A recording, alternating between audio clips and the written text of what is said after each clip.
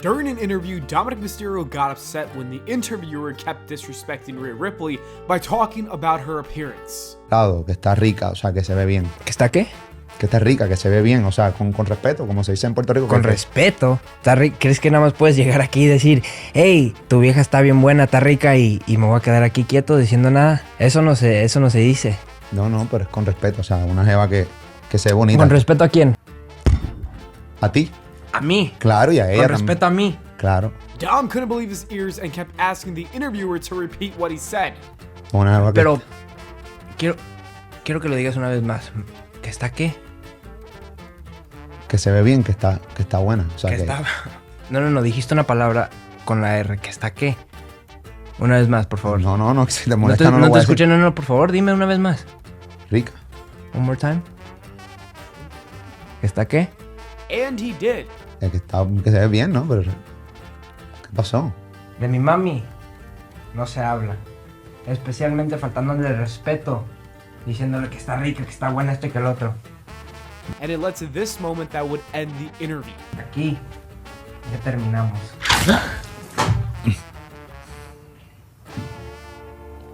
Number 12, Austin Theory. Austin Theory was also feeling disrespected when an interviewer was talking about how easy it was to be a professional wrestler. What'd you just say? I mean, it's fine. Like, What do you mean? What are you beating each other? Hold on a second. You brought me here and you're gonna talk to me like this? Oh, yeah, Hey, no, man. I mean, no. Just because you're in charge of some shit here, man, don't mean you can talk to me like this. I didn't mean to offend you. Oh, you're saying what I do is easy, and you're in front of all your people in here talking about my job's easy. Things escalated as Theory got more upset and was even ready to throw hands before leaving the scene. You couldn't walk a damn day in my shoes. Got me in here. Dude, are you kidding me, man? I'll smack the shit out of you right now. I'm not playing around.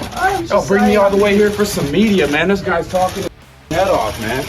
It's his problem, dude. Number 11, Grayson Waller. During the build-up for the Australian PLE earlier this year, Grayson Waller was in his home country doing an interview with LA Knight. Everything was going great in the interview until they asked them to perform a move on them, and then things got even worse when the cameraman started to tease Grayson Waller and the entire business of pro wrestling. Uh-oh. I don't think you understand. Like, if I come over there right now, we're going to have the police here because I'm not going to give you some fake punch. Like, I'm going to punch you straight in the jaw. After Grayson Waller was clearly upset, the interviewer and the cameraman kept teasing him, which was disrespectful and led to this reaction by Grayson Waller. The disrespect that you have even talking to me. No, you want to talk to me like this ain't real? Don't act all tough, lad. Don't act all tough. It's safe to assume that Grayson won't be returning to that show again in the future. Number 10, CM Punk. There's nobody on this planet who despises reporters more than CM Punk. When promoting his new UFC career, he had an interview with Michael Landsberg to discuss possible future opponents, but the conversation didn't go in the direction he was expecting. Landsberg kept making jokes about Punk entering the UFC world, telling him that he has no idea what he just signed himself up for, suggesting that he should only be fighting guys like Drake, Justin Bieber, and Chef Boyardee. On top of all that, he was mainly interested in asking questions about WWE, which annoyed Punk because he wanted to leave that part of his life in his past. Towards the end of the interview, Punk exposed Landsberg for being fake by saying that his entire personality did a complete 180-degree flip once the cameras began rolling. He went from acting like his friend to acting like an asshole for the sole purpose of getting a reaction out of Punk. You try to be friendly, you try to act like you're my friend, and then when you get me on camera, you try to act like the cool kid in school. Well, and I understand that. That's cool. You asked me off camera if we saw each other at UFC 182 if I was going to big league you. Big time was the term. So you want to play innocent and defensive when you're not on camera, and then when you get on camera, you want to act like you're hot. No, I appreciate that. No, you don't appreciate that. I like your gimmick, kid. I love it. I love it. Still, he was able to keep his composure for the most part, which can't be said for his AEW all-out media scrum comments. During this event, he went off on all the professional wrestling reporters, claiming that they have no journalistic integrity for spreading lies that were spoon-fed to them from the Young Bucks and Kenny Omega. Now, it's 2022. I haven't been friends with this guy since at least 2014, late 2013. And the fact that I have to sit up here because we have irresponsible people who call themselves EVPs and couldn't manage a target, and they spread lies and bullshit and put into a media that I got somebody fired when I have fuck all to do with him. Want nothing to do with him. Do not care where he works, where he doesn't work, where he eats, where he sleeps. And the fact that I have to get up here and do this in 2022 is fucking embarrassing. And if y'all are at fault, fuck you. If you're not, I apologize. But what did I ever do in this world to deserve an empty-headed, fucking dumb fuck like Hangman Adam Page to go out on national television and fucking go into business for himself? For what? What did I do, Dave? What did I ever do? Didn't do a goddamn thing.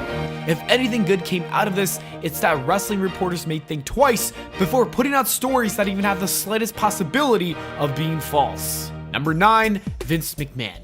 A boss is supposed to set an example for employees to follow, so it's no wonder why many wrestlers have lashed out on reporters, considering that Vince McMahon has done it himself. In 2001, Bob Costas brought up topics that he knew would irritate Vince McMahon during an interview for the HBO show On the Record, such as the declining viewership of the XFL and the safety hazards of the WWE. The interview reached its most heated point when Bob's constant interruptions led to Vince McMahon standing up from his chair and telling him to shut his mouth so he could finish answering a question. This is the Bob Costas Interrupt program, right?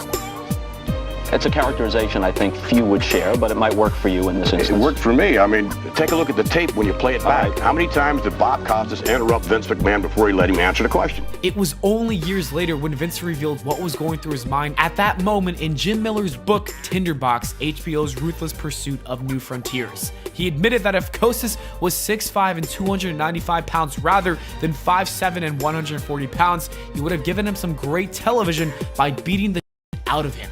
Despite how furious Vince was, he still went on to have multiple interviews with Bob, which goes to show that he can work with anyone to elevate his business, even those he cannot stand. Number 8, everybody hates Dave. Dave Meltzer has become synonymous with professional wrestling journalism, and although his news stories have been accurate many times, there are moments when what he says leaves people scratching their heads. A perfect example of this would be in 2018 when he found himself in hot water for claiming that Peyton Royce was more attractive during her NXT days because she weighed less. She was more attractive in NXT? I thought so, yes. To me, yes. I would say so. She was a lot lighter. Peyton responded to this comment by tweeting out, "So what would you have me do, Dave? Starve myself? This is how nightmares for young women start. The females in your life must be proud." The whole WWE locker room quickly followed suit, with names like Renee Young, Ember Moon, MVP, and Seth Rollins tweeting their support for Peyton. Unfortunately, Meltzer didn't learn his lesson and ended up repeating the same mistake, but this time around, it was with Charlotte Flair. On the Wrestling Observer Radio, Meltzer said that she was written off television to get a complete makeover because WWE makes women feel self-conscious about their looks. Charlotte quickly lashed out against Meltzer for stirring up rumors, telling him to go to hell. She continued on and said that he has no shame, decency, or professionalism left in him. If this doesn't lead to him being more careful with his words, then I don't know what will. Number 7, Roddy Piper. In the ABC series Politically Incorrect, Roddy Piper, Sting, Bobby Heenan, and Medusa were all defending professional wrestling, while the host of the show, Bill Maher, referred to the business as a fake sport. Sting argued that wrestling takes a toll on their bodies and you can't exactly fake a chair shot, to which Bill responded to that by saying it can't be true because he's never seen any of them with bruises. Piper jumped in to show just how legitimate wrestling can be, pulling down his pants to reveal his metal hip, pointed at his wrist, which has been broken for 7 years, and reminded everyone that calling the sport fake was disrespectful to men like Owen Hart, who lost their lives from it. No.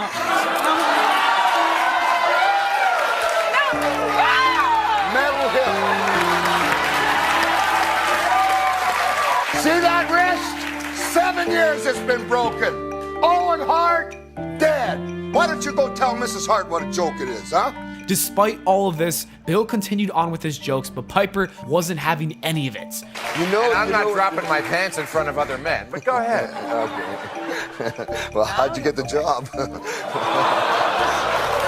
Now that right there is what you call the biggest burn of the century. Number 6, Randy Orton.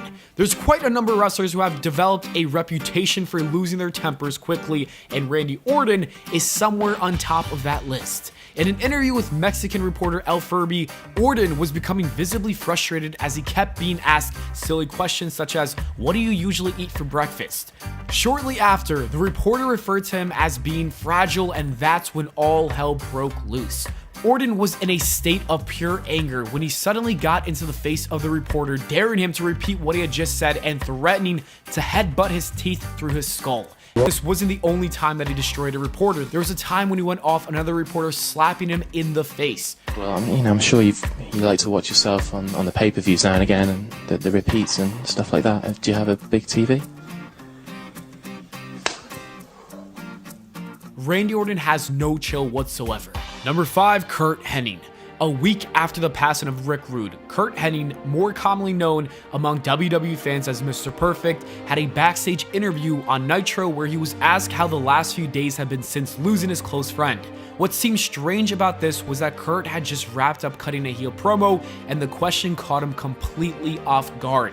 His whole demeanor shifted as he kept looking away from the interviewer, clearly struggling to fight back the tears. While his eyes were full of pain, he answered the question by saying wrestling had lost one of the greatest athletes and he lost his best friend. Towards the ending, his built-up anger began seeping through as he hit the interviewer with a rolled-up paper. Then, before leaving, he said, "Let me tell you this, next time you want to do an interview with me, you come and ask me first." Of course, Curt had every right to react that way because he was obviously not ready to speak about Rick Rude's death, and the interviewer didn't even bother to take that into consideration. Number 4, Big Show.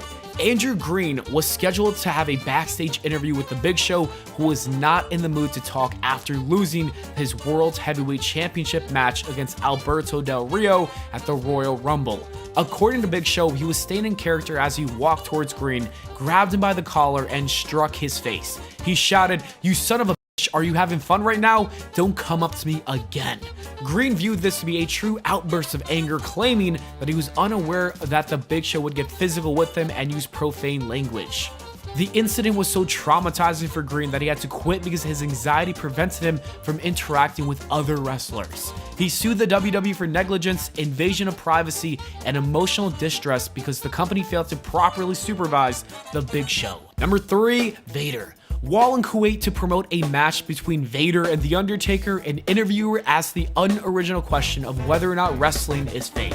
The Undertaker answered in a professional manner, holding the sport in a very high regard by explaining how it's one of the most physical activities anybody can do.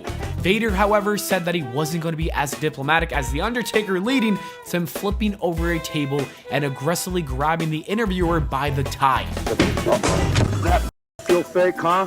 Does that feel fake? Hey, I'm not here to be insulted.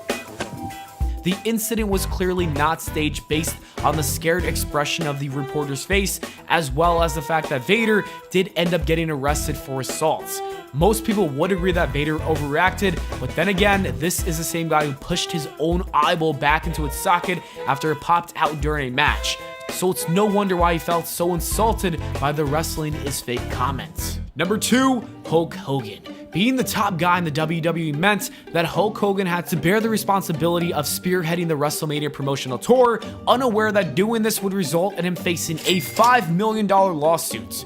While marketing the main event of him teaming up with Mr. T to take on Roddy Piper and Paul Orndorff, Hogan made an appearance on a show called Hot Properties, which was hosted by the comedian Richard Belzer. The interview started off well, but it took a turn for the worse when Belzer asked Hogan to perform a wrestling move on him. At first, Hogan seemed to be reluctant to do it, but he eventually followed through with the demonstration. Within seconds of applying a front chin lock, Belzer lost consciousness and Hogan somehow failed to notice. When the hold was released, Belzer collapsed backwards and cracked his head on the hard floor, leaving blood splattered on it. It was at this moment when Hogan knew that he should have listened to his gut because this was going to be one costly mistake. Number 1, David Schultz. John Stossel, a reporter for ABC's 20 for 20, made it his goal to expose the professional wrestling business as scripted in a time when wrestlers worked tirelessly hard to protect kayfabe. So during a backstage interview at a MSG event, Stossel told David Schultz that he thinks wrestling is fake. No one could have ever predicted the reaction that followed this comment. John Stossel filed a lawsuit against the WWF claiming that the pain he suffered from the slaps resulted in him hearing buzzing sounds for 8 weeks. Schultz would place the blame on Vince McMahon for telling him to stay in character and blast Stossel, but apparently he meant to intimidate him verbally and not physically. Regardless of who you choose to believe in, there's no denying that he went too far with the physical strikes and that his career was never able to fully recover from it.